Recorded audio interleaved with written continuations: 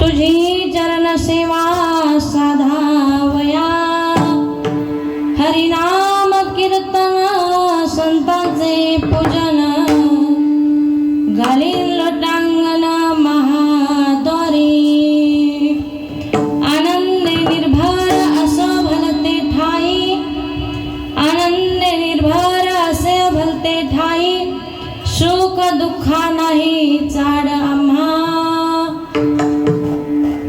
अनिक सायास न करी न धरी आस, होईन उदास सर्व भावे, मोक्ष आम्हा घरी, मोक्ष आम्हा घरी कामारी ते दासी, मोक्ष आम्हा घरी कामारी ते दासी, होय सांगोयसे तुका म्हणे, हरिनाम कीर्तन संतांचे पूजन, घालीन लोटांगण महाद्वारी. विठ्ठल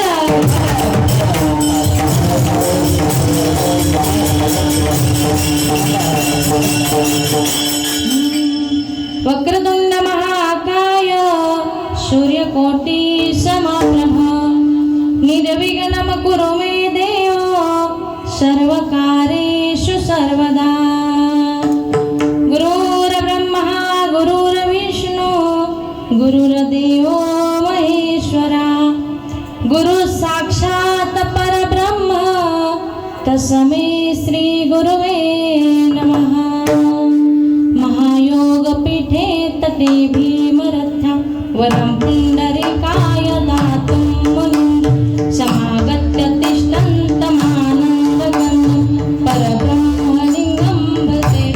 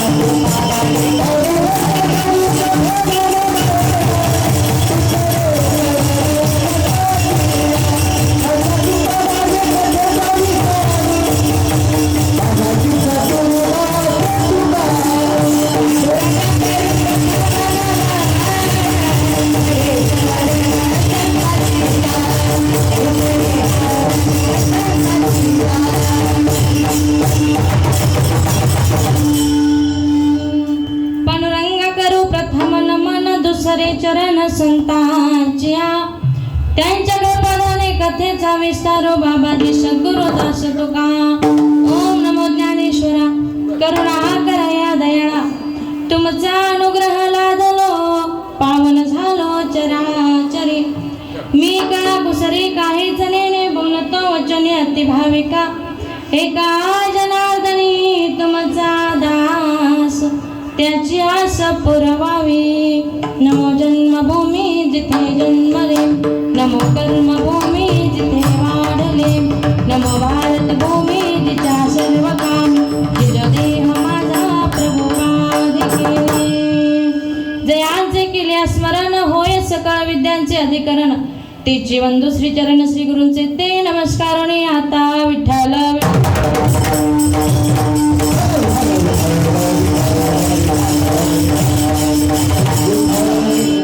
घे नवी जन्म याचसाठी देवा, तुझी चरण सेवा साधाव्या, हरिनाम कीर्तन संतांचे पूजन, घालीन लोटांगण महाद्वारी. प्रस्तुत प्राप्त प्रसंगी प्राप्त स्थळी कीर्तनरूपी सेवेकरता निवडलेला अभंग, ज्यांना आपण जगदवंदनीय जगद्गुरु म्हणतो असे असणारे, या भूतलावर जन्मलेला जड जीवांचा उद्धार करण्यासाठी आपला देह अविरतपणे अखंडितपणे झिजवणारे श्रीमंत संत संत श्रेष्ठ वैराग्याचे मूर्तिमंत पुतळे जगदवंदनीय जगद्गुरु तुकोबाराय यांचा 5 चरणाचा तुमच्या आमच्या सर्वांच्या पाठांतरातला पाठ तरी नसला तरी कानपाठ असणारा अभंग सेवेकरता निवडलेला आहे. विठ्ठल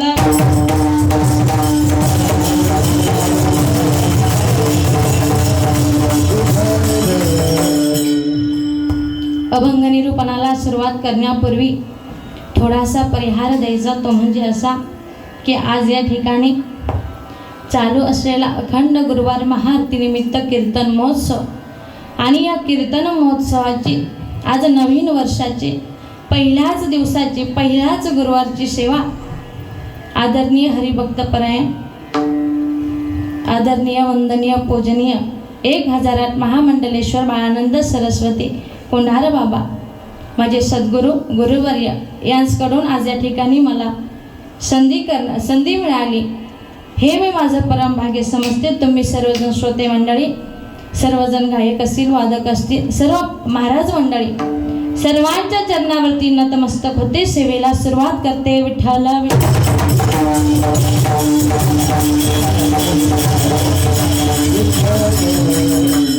घेईन मी जन्म याचसाठी देवा तुझी चरण सेवा साधाव्या. हरिनाम कीर्तन संतांचे पूजन घालीन लोटांगण महादर.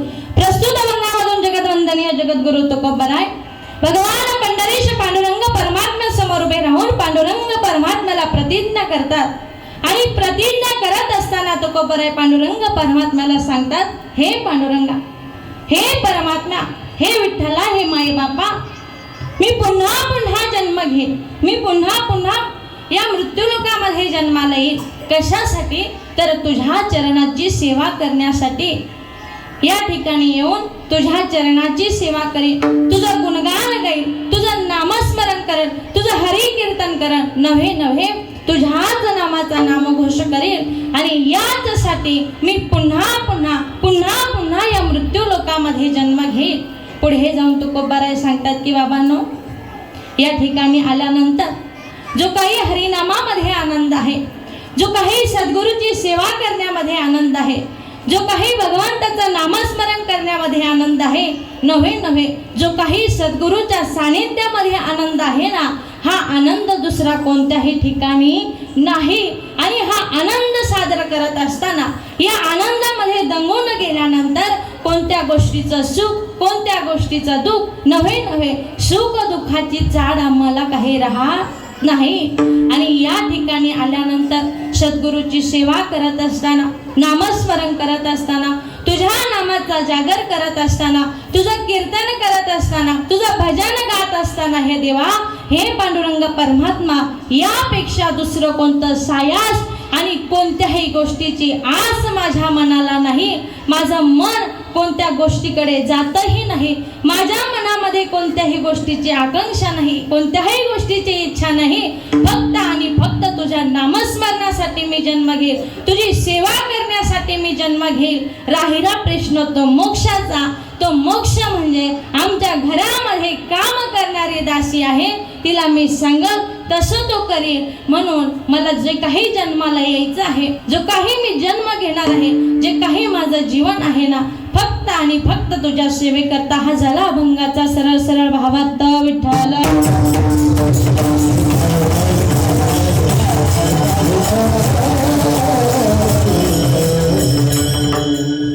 कीर्तनासाठी निवडलेला अभंग तुकोबारायांचा.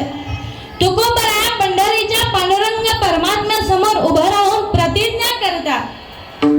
प्रतिज्ञा कोणीही करतं का हो? यातही शास्त्राने 3 वर्णन केलंय.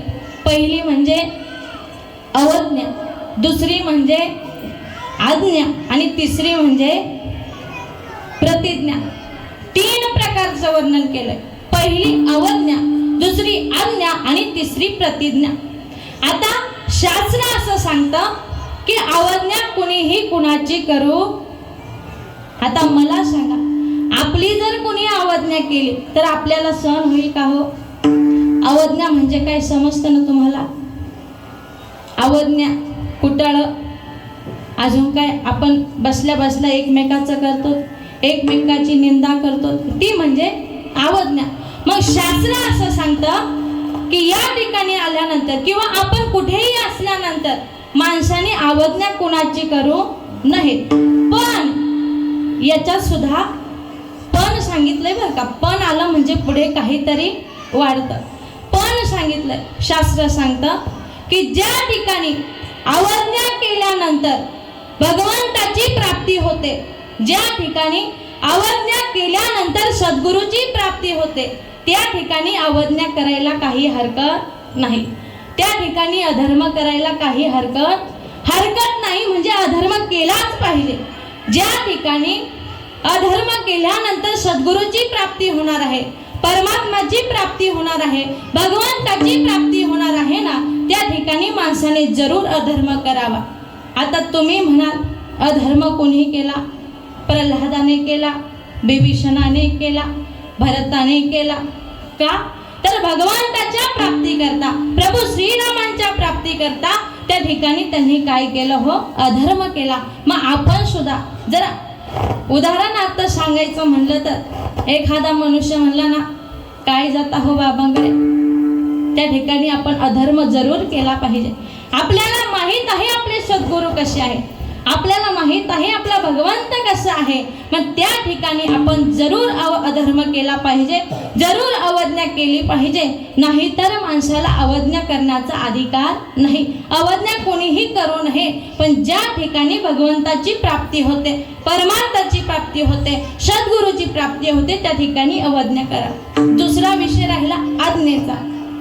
आज्ञा कोणी कुणाला करावी? हो, आज्ञा कोणी कुणाला करावी? आपण सहज बोलता बोलता एखाद्याला काहीतरी काम सांगतो, ती झाली आपल्यातली आज्ञा. पण शास्त्राच्या नियमानुसार विचार केला ना, तर आज्ञा करण्याचा अधिकार फक्त साधू संतांना आणि दुसरा म्हणजे वेदांना. वेदांनी आज्ञा करावी, नाहीतर साधू संतांनी आज्ञा करावी. वेदांनी आज्ञा केली, आचार्य देवो भव, अतिथी देवो भव, मातृदेवो भव, पितृदेवो भव. वेदांनी आज्ञा केली की काय? आईला देव मान, पित्याला देव माना, सद्गुरूंना देव माना. ही जी काही आज्ञा आहे ना, ही वेदांची आहे. आणि याही पुढे जाऊन संत महात्मे सुद्धा आज्ञा करतात. काय आज्ञा करतात? आलिया संसारा, उठा वेग करा, शरण जा उदारा पांडुरंगा. ही आज्ञा कोणाची आहे? हो, संतांची आहे. कारण परमात्म्याच्या प्राप्ती करता सर्वात महत्वाचं साधन म्हणजे ते संत आहे, ते सद्गुरू आहे. म्हणून त्या सद्गुरूंना, त्या संतांना आज्ञा करण्याचा अधिकार आहे. आणि राहिला प्रश्न तिसरा म्हणजे प्रतिज्ञेचा. प्रतिज्ञा कोणी करावी? प्रतिज्ञा कोणी करावी? आपण प्रतिज्ञा केली का? तुम्ही कधी प्रतिज्ञा केली का? तुम्ही केली का कधी प्रतिज्ञा? मला वाटतं सर्वांनी शाळेमध्ये प्रतिज्ञा केली असं, भारत माझा देश आहे, सारे भारतीय माझे बांधव आहे. केली का नाही? आपण तसं राहतो का हो? आपण आता तसं पाहायला गेलं तर कलियुग चालू आहे, भावाभावातच जमत नाही, तर सारे भारतीय बांधव म्हणून काय उपयोग? पण मला सांगायचं काय आहे, प्रतिज्ञा आपण जरूर करावी. पण प्रतिज्ञा कशी करावी की ज्या प्रतिज्ञेमुळे त्या प्रतिज्ञेची प्रतिष्ठा तयार होईल, अशी प्रतिज्ञा माणसाने केली पाहिजे.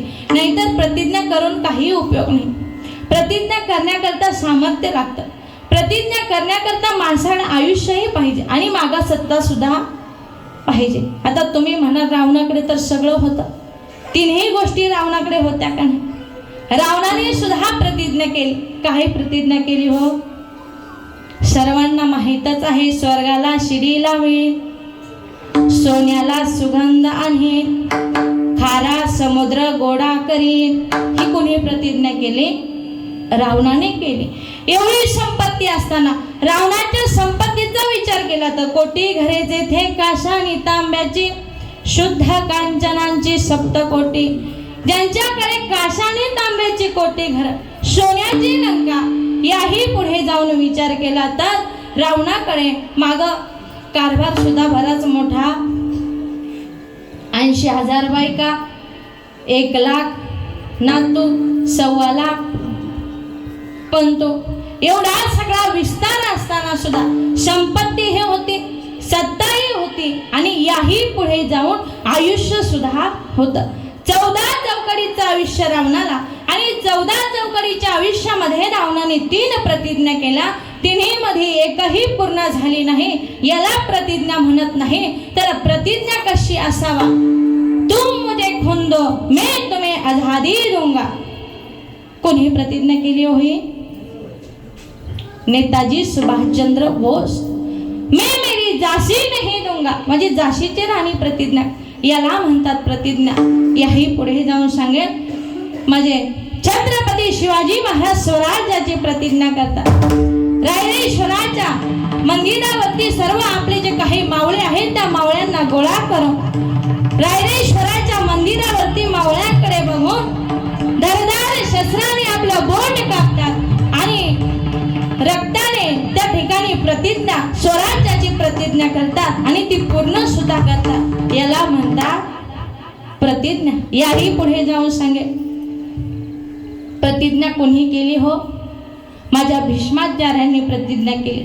आजही ज्यांचं नाव घेतल्यानंतर त्यांच्या प्रतिज्ञेला प्रतिष्ठा येते ना, ते भीष्माचार्य. भीष्मापण केला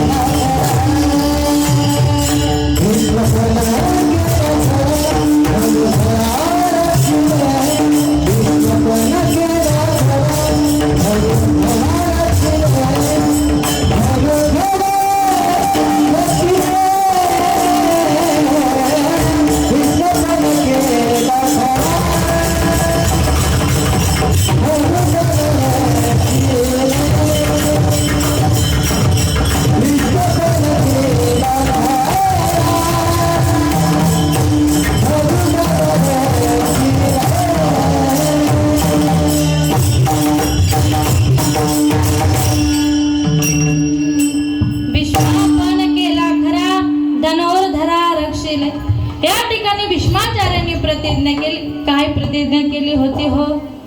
एकतर भगवंताला हातामध्ये हत्यार घ्यायला लावेल, नाहीतर एकही पांडव पृथ्वीवरती ठेवणार नाही. प्रतिज्ञा कोणाची होती हो? भीष्माचार्यांची. याला म्हणतात प्रतिज्ञा.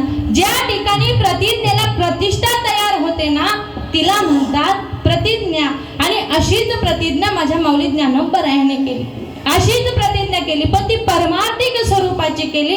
आणि परमार्थिक स्वरूपाची प्रतिज्ञा करत असताना माऊली ज्ञानोबराय म्हणतात, अवघाची संसार सुखात करी, अवघाची संसार सुखात करी,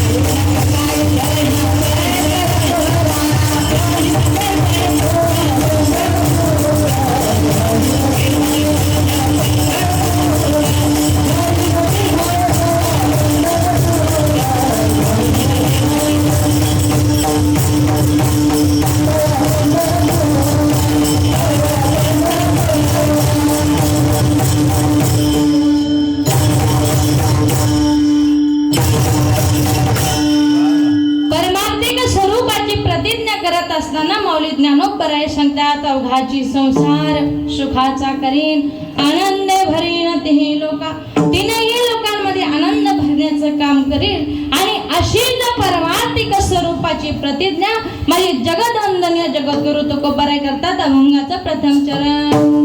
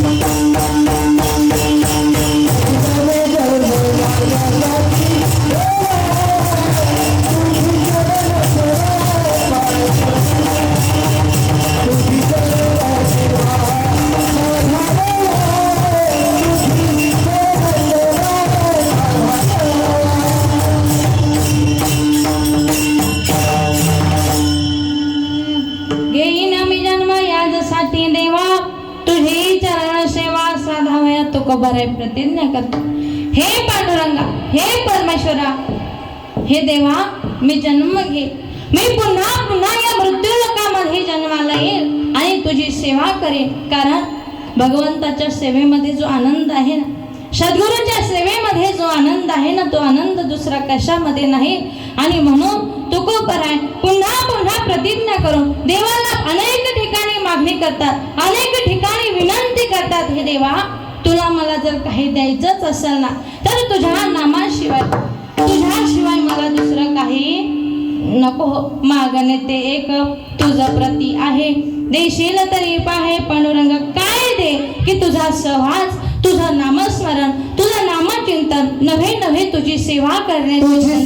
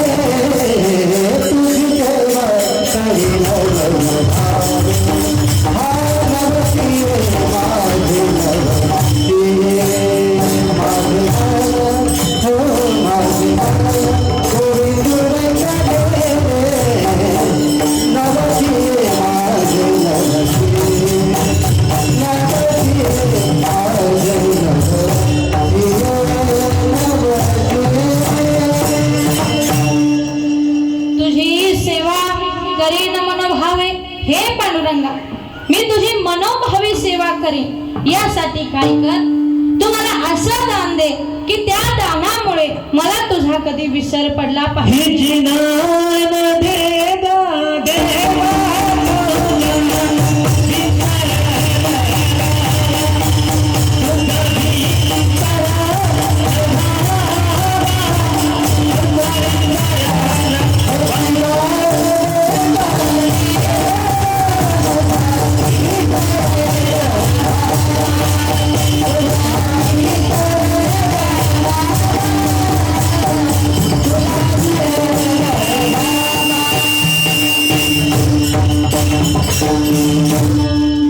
जी दान दे गा देवा तुझा विसर न व्हावा. हे देवा हे पांडुरंगा असं दान दे की त्या दानामुळे तुझा विसर झाला नाही पाहिजे. याही पलीकडे जाऊन देवाचा विसर झाला नाही पाहिजे म्हणजेच काय करायचं हो, देवाचं नामस्मरण, देवाचं नामचिंतन, त्याच्या नामस्मरणामध्ये दंगून जायचं, त्याच्या नामचिंतनामध्ये दंगून जायचं. नव्हे नव्हे या मनाला त्या नामाचा लाहो लागला पाहिजे. असं केलं पाहिजे. आणि खरोखर एकदा की भगवंताच्या नामसंकीर्तनामध्ये गेलं की मग त्या ठिकाणी फार मोठा आनंद आहे. तो आनंद इतर कोणालाही भेटत नाही. स्वर्गातले देव सुद्धा म्हणतात सगळीचे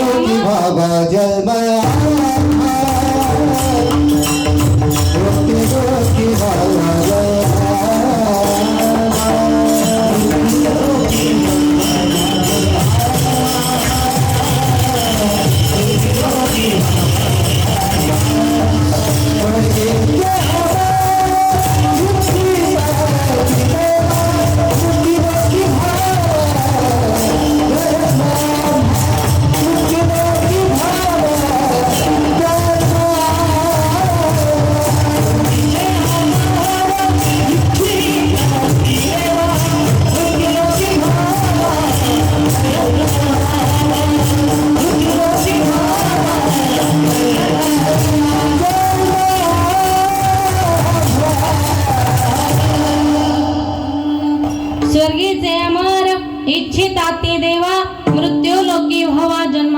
स्वर्गातले देव सुद्धा इच्छा करतात त्या मृत्यू लोकामध्ये यायचे. या मृत्यू लोकामध्ये आल्यानंतर काय करणार, नारायण नामे होऊ जीवन मुक्त, कीर्तने आनंद गाव किती. या ठिकाणी आल्यानंतर भगवंताचं नामस्मरण करणार, भगवंताचं हरी कीर्तन करणार. आणि मग तुकोबराय सुद्धा ते सांगतात की मला जर मी पुन्हा पुन्हा या मृत्यू लोकामध्ये नुसतं येणार नाही, भगवंताची चरण सेवा करेन, नुसती सेवा करणार नाही तर याही पुढे जाऊन मी हरिनाम करेन, कीर्तन करेन. नव्हे नव्हे या महाद्वारामध्ये लोटांगण घालीन. अभंगाचं दुसरं चरण. हरिनाम कीर्तन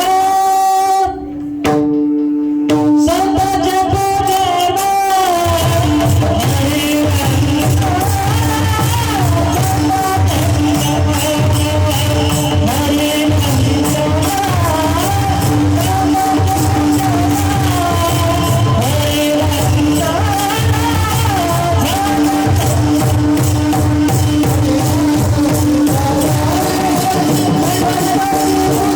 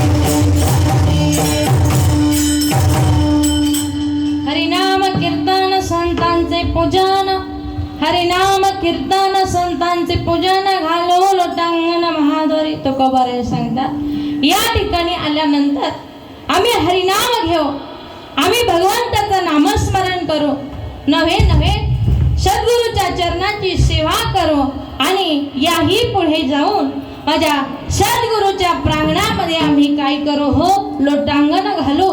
कारण माई बापांनो या ठिकाणी तुकोबारे लोटांगण हा शब्द वापरतात.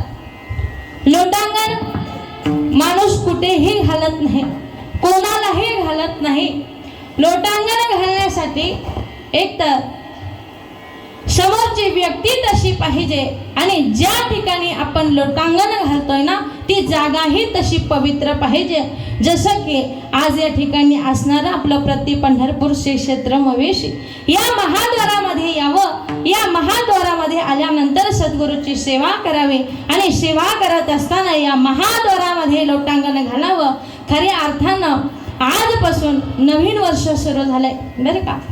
आजपासून आपलं नाही झालं पण तरी सुद्धा 2026 मात्र नक्कीच चालू झालंय.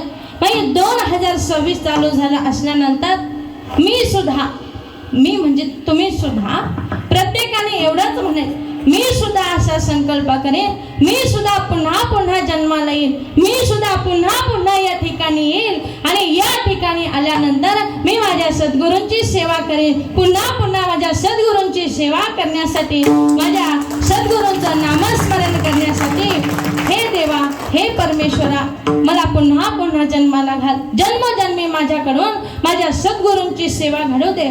आणि खरं तर आज आपण या ठिकाणी येतो, या ठिकाणी येण्यासाठी सुद्धा जन्मोजन्मीचं पुण्य लागतं. जन्मोजन्मी आम्ही बहु पुण्य केले. जन्मोजन्मी आम्ही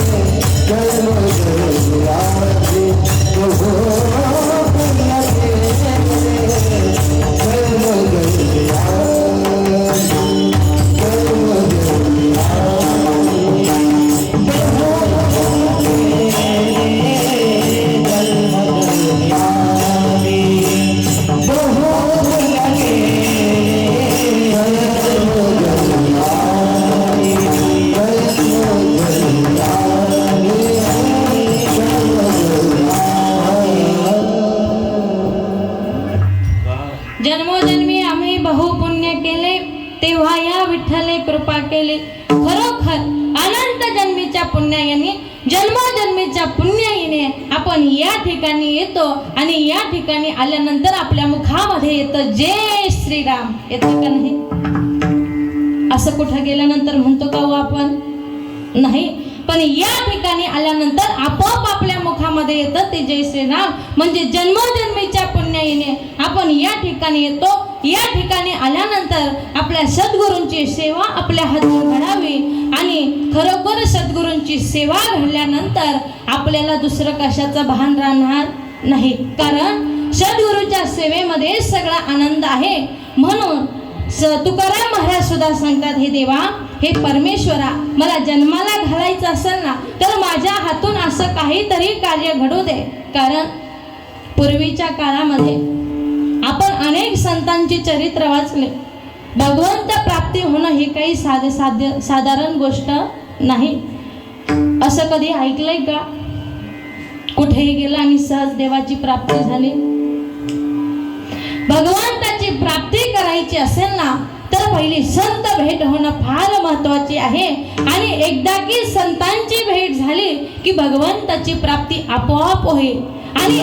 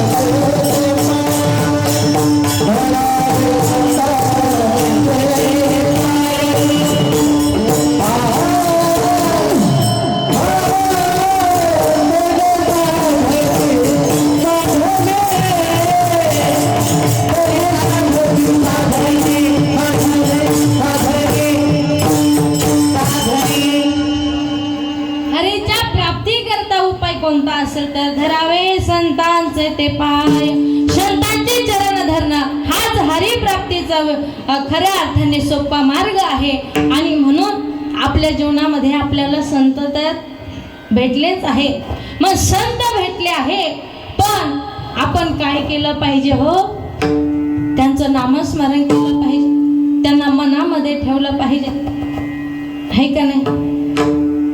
काही माणसं असं म्हणतात, आम्ही 4 वेळा बाबांकडे गेलो पण आमचं एकदाही काम झालं नाही. याचा अर्थ आपलं कुठेतरी पुण्य कमी पडलं असावं. काही माणसं म्हणतात, मी इतक्या वेळा बाबांकडे गेलो पण न सांगता माझी कामं पूर्ण झाली. कारण न सांगता तुम्हा कळो येते अंतहर, न सांगता जाणून घेणारे संत आहेत. आणि म्हणून संतांना आज्ञा करण्याचा अधिकार आहे. आणि म्हणून जसं संत ठेवतील तसं ठेविले अनंते, तैसेची राहावे चित्ती असू द्यावे समाधान. जसं सांगतील ना तसं फक्त समाधान मानून राहा. तुमच्या अंतरीची इच्छा पूर्ण झाल्याशिवाय राहणार नाही. पण त्यासाठी सुद्धा तुम्हाला हरिनामामध्ये सहभागी व्हावं लागणार. रात्रंदिवस त्यात भगवंताचं, रात्रंदिवस सद्गुरूंचं स्मरण करावं लागलं.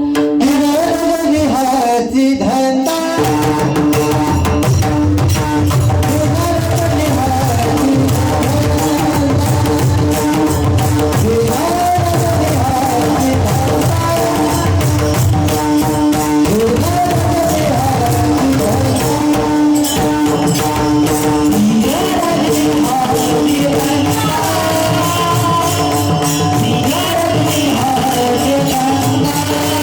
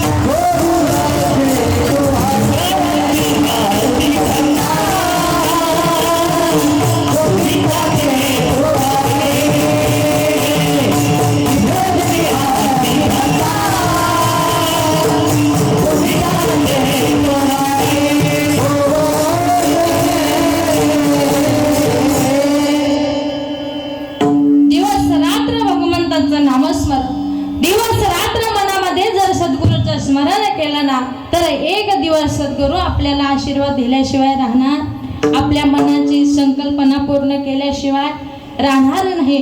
पण त्यासाठी काय करावं लागल? दिवसा देवा तुमची मूर्ती ध्यानात, रात्र न दिवसा देवा तुमची मूर्ती ध्यानात, त्याचा लागे नाद, स्वप्नात आले माझा गुरुदेव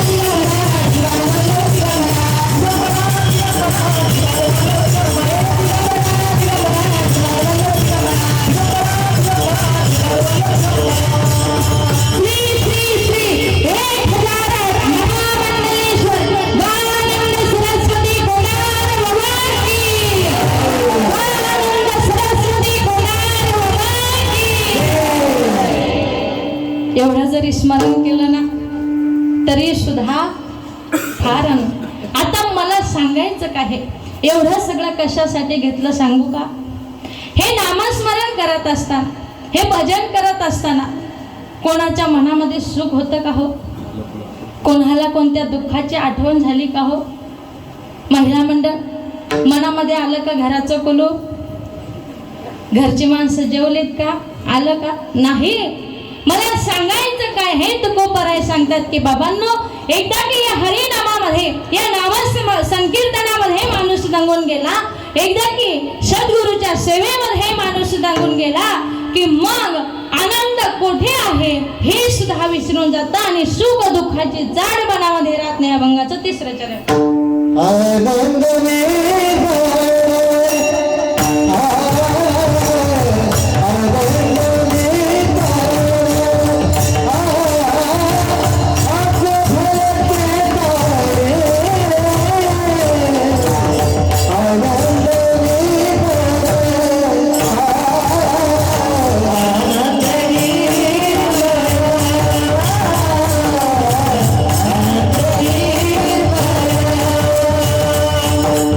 आशा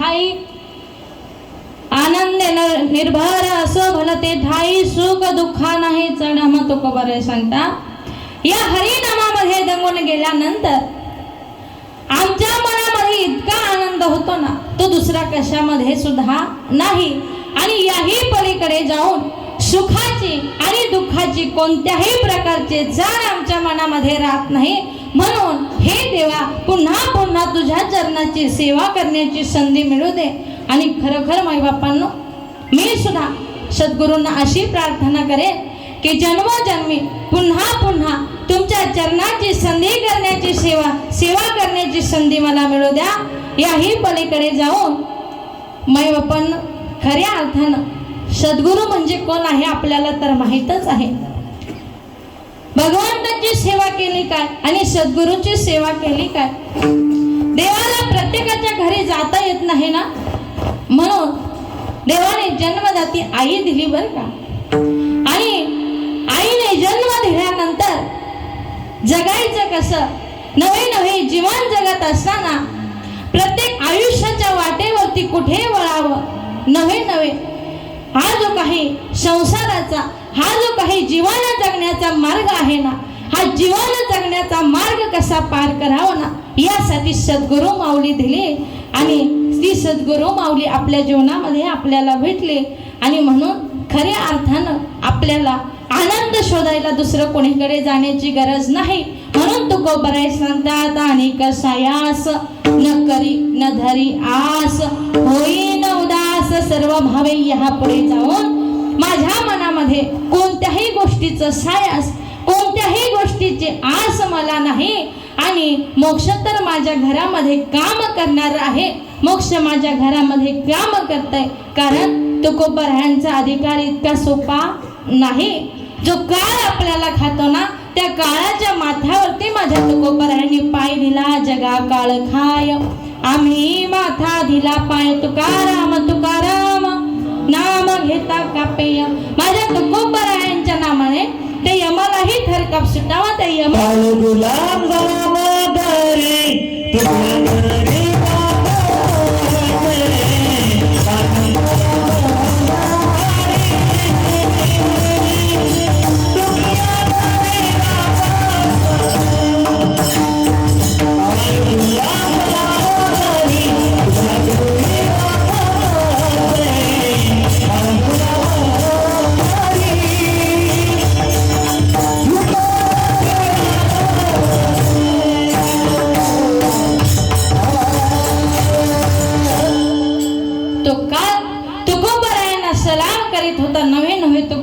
तुकोबरायांच्या घरी काम करत होता असा असणारा काळ ज्या काळाची आपल्यावरती सत्ता आहे त्या काळावरती माझ्या तुकोबरायांची सत्ता होती आणि तेच तुकोबराय सांगतात मला माझ्या संतांची माझ्या सद्गुरूंची माझ्या भगवंताची सेवा करण्यासाठी पुन्हा पुन्हा जन्म घ्यायचा आहे आणि या ठिकाणी आल्यानंतर नुसता जन्म घ्यायचा नाही संकीर्तन करायचंय नामस्मरण करायचंय याही पलीकडे जाऊन माझ्या गुरूंच्या चरणाची सेवा करायची आणि या महाद्वारामध्ये लोटांगण घालायचं हे घालीन लोटांगण वंदीन चरण डोळ्यानं पाहीन रूप तुझे या ठिकाणी आल्यानंतर मी लोटांगण घालीन लोटांगण घालून वंदन करेन आणि या डोळ्याने मन भरून तुमचे रूप पाहीन कारण तुम्ही माता तुम्ही पिता तुम्ही बंधू सखा तुम्हीच आमच्या जीवनाचं सर्वस्व आहे आणि म्हणून पुन्हा पुन्हा या सद्गुरूची सेवा करण्याची संधी मला मिळावं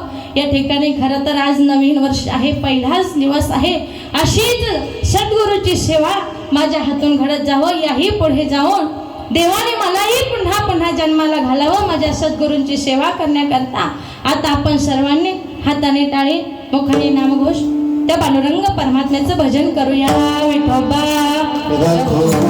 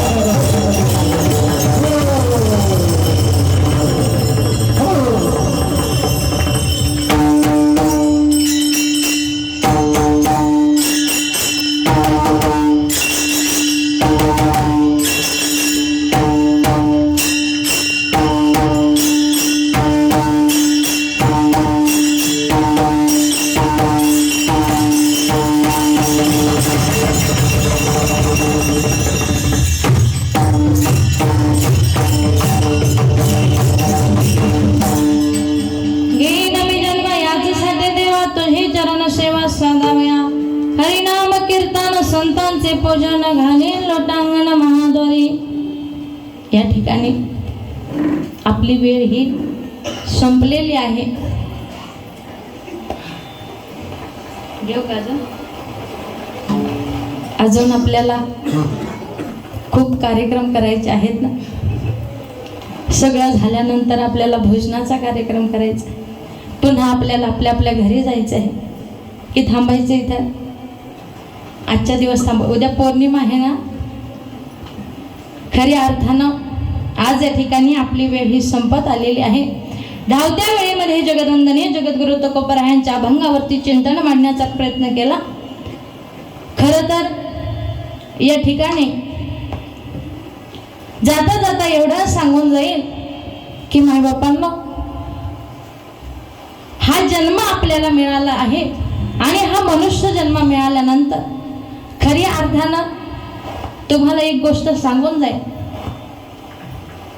या ठिकाणी आपण येतो आणि या ठिकाणी आपण सद्गुरूंच्या प्रांगणामध्ये आल्यानंतर एकच गोष्ट शिकली पाहिजे, माणसाने कधीही कोणाची निंदा करू नाही.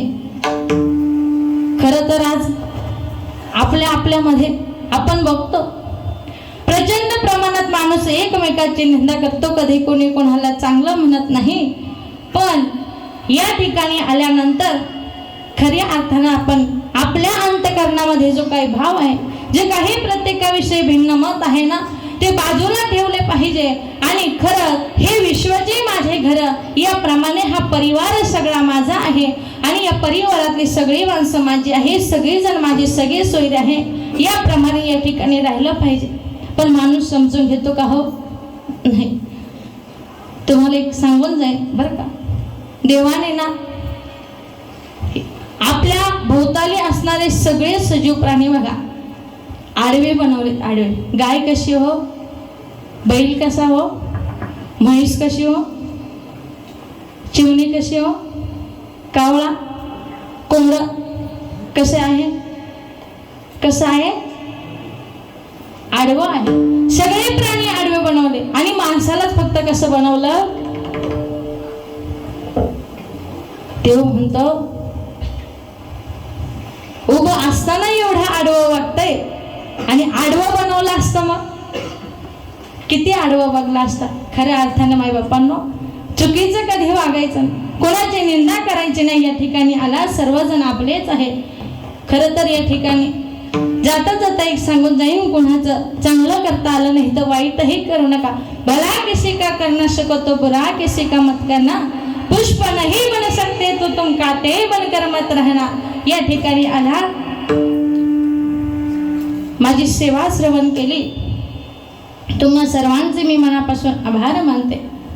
त्याचबरोबर या ठिकाणी असणारे सर्व गायक मंडळी असतील, मृदुंग वादक मंडळी असतील, महाराज मंडळी असतील, सर्वजण श्रोते मंडळी असतील, बरीचशी या ठिकाणी आलेली आमची कळमकर मंडळी असेल, सर्वांचे मी मनापासून आभार मानते.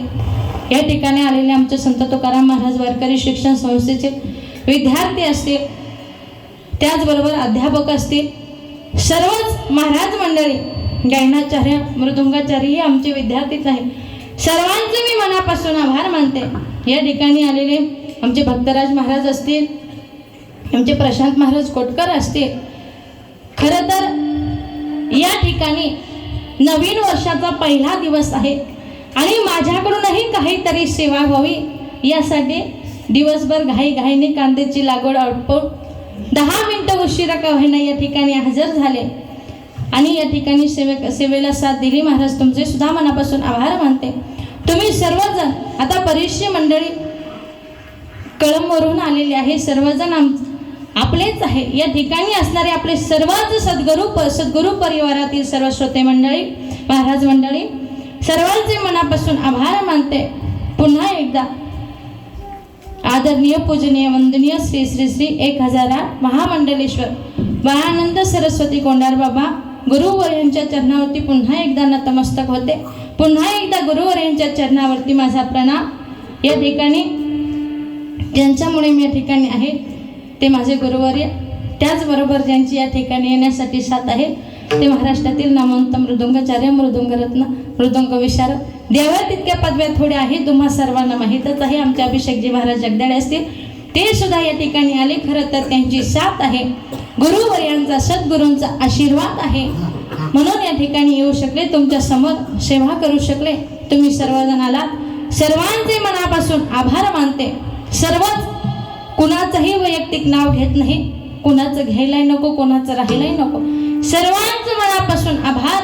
पुन्हा एकदा सद्गुरूंच्या चरणावरती माझा नमस्कार आणि पुन्हा एकदा माझ्या हातून सद्गुरूंच्या चरणी एकच प्रार्थना की माझ्या हातून नेहमी तुमची सेवा करत राहो. तुमच्या चरणाची सेवा करण्याची संधी आम्हाला द्या. यापेक्षा दुसरा कोणताच आशीर्वाद, दुसरं कोणतंच काहीच आम्हाला नको. खऱ्या अर्थानं तुमच्या सेवेमध्ये जो काही आशीर्वाद आहे, तुमची सेवा करण्यामध्ये, तुमचं स्मरण करण्यामध्ये जो काही आशीर्वाद आहे, जो आनंद आहे ना, तो दुसरा कशामध्ये नाही. आणि म्हणून पुन्हा पुन्हा सद्गुरूंच्या चरणांची सेवा करण्याची संधी मिळावी. तुम्हा सर्वांचे पुन्हा एकदा मनापासून आभार मानते आणि या ठिकाणी सेवेला पूर्णविराम देते. सेवा झाल्यानंतर एक नवीन वर्षाचा पहिला दिवस म्हणून एक छोटंसं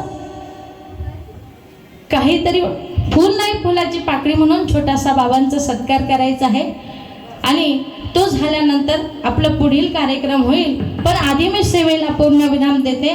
या ठिकाणी सर्वांचे पुन्हा एकदा मनापासून आभार. झालेली सेवा सद्गुरूंच्या भगवंताच्या चरणावरती अर्पण. सेवेला पूर्ण विराम.